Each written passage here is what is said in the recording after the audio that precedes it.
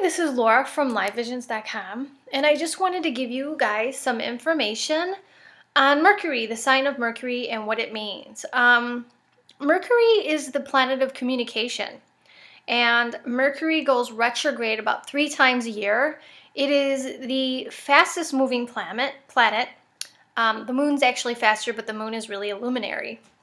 So, when Mercury does go retrograde, depending on the house that it's in, usually you're rethinking, redoing something in that house, or people from the past tend to re-enter. When Mercury does go retrograde, they ask that you don't sign contracts, and unless it's something that you were offered prior to the Mercury going retrograde. So let's say, they always say it's not good to start something new during a Mercury retrograde if it's in the house that it's in. So let's say that, is it a good time to start a new relationship? Probably not if Mercury's retrograding in your 7th house. But is it a good time to fix things with an ex? Definitely. You may actually hear from an ex if it's retrograding in your 7th house.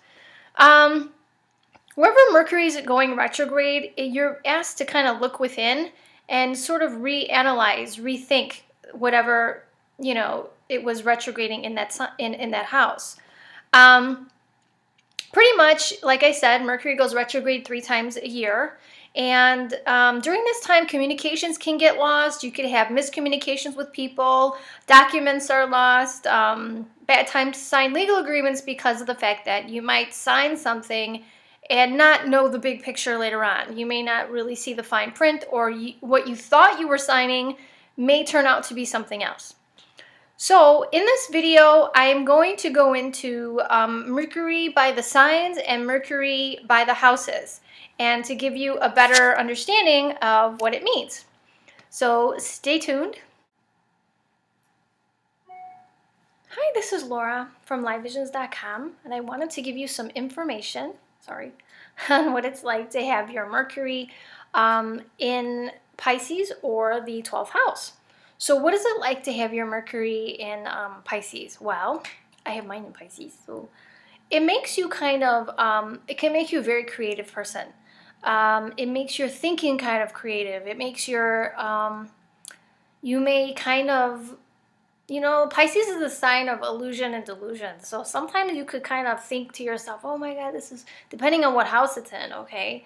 It can be kind of like, you could kind of fool yourself, But it also, in that same house, you could be very creative. Like, you could be spiritually minded. You could be a creative writer. Mercury is a creative thinker. So like the Harry Potter books or whatever, you could, creative at speaking, or like poetry, something about the way you think is very creative.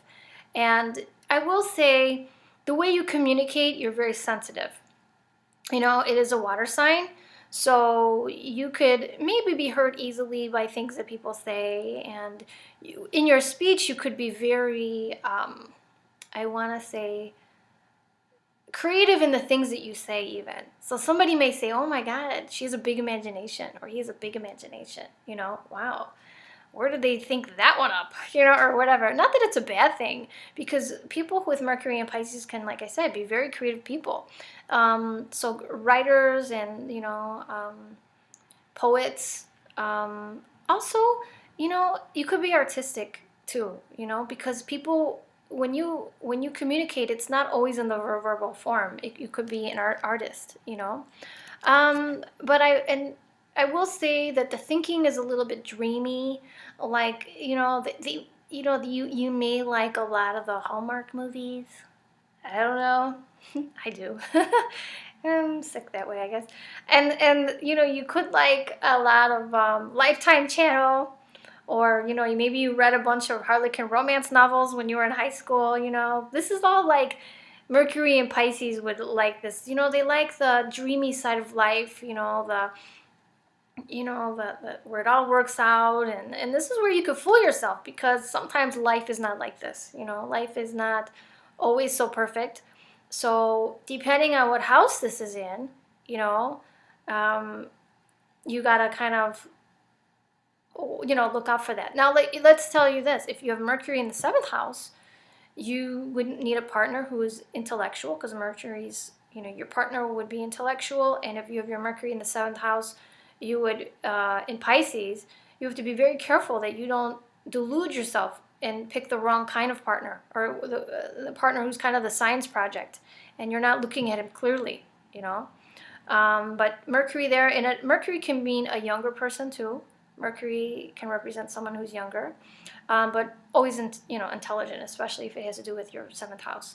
But, okay, let's talk about Mercury in the 12th house. What does this mean? Well, you could be interested in things. You may like to study in a quiet place, or you like to be secretive or alone, or, you like to be alone with your thoughts, or, a spiritual thing is kind of private to you. That could be that too. Let me make sure in my notes I'm not forgetting anything. I want to say too that,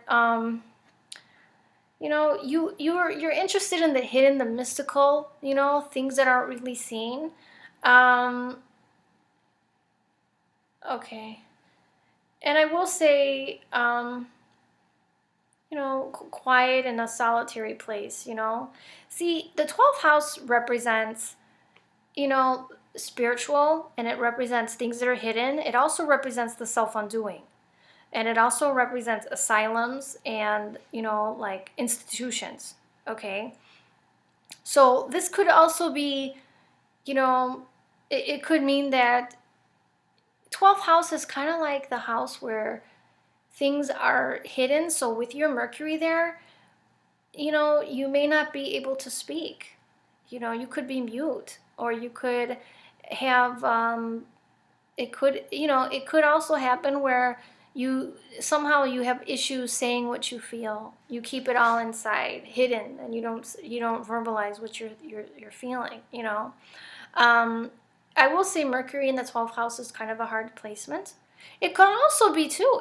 Let's not take this to the negative. There's octaves in astrology. There's a high octave and a low octave. You could be a preacher. You like to speak about religion. You like to speak about spirituality. You could be, something like this. So it's not always the negative side. It's not always gloom and doom. But a lot of times the 12th house is what's hidden and what's not seen. And even though you may like to speak about the hidden things and the things that are not seen, or, the paranormal, things like this. But sometimes people who have Mercury here cannot speak, and or they have issues getting their words out, Anyway, this was my analysis of Mercury in Pisces, or the 12th house. And if you have any questions, please put them below. What else? I wanted to let you know that I have made some changes to the website. I'm resuming classes again for basics and aspects. So if you want, sign up. The classes will be in February. I will have an exact date in the next couple days. But I will, I'm only taking like 20 students or so, because I want to keep the classes pretty small. I've implemented some reports on the website too, which I thought would be really helpful. They're pretty long. Some of them are 50 to 70 pages, depending on the type of report you choose, which says on the site exactly what you're getting and how big the report might be. They're $30 each. And some of them, the most popular ones so far, are the relationship ones. There's 3 different kinds. And the future forecast reports, which shows the coming aspects of what's to come. And it gives you, kind of gives you a heads up as to what to look out for, or what may be coming your way. And the child report too. People who have little ones find this useful as to, they want to give their little guy or little girl a head start, and want to kind of gear them toward things that they would be really good at. So this report will basically give you a clue as to where your child's gifts might be, and their temperament as a child. And like maybe if you have a hyperactive kid, it kind of gives you things that you can put your child in to kind of get rid of some of this energy. I found it was really, really accurate when I did mine. And I look back as time when I was a little kid, and I'm like, wow, this was pretty accurate. So anyway, those are just some of the things I've added. So if you're interested, it's there. Anyway, I will be doing more videos soon as the holidays are over. I hope you guys have a really nice New Year's, and I will talk to you soon. Bye-bye.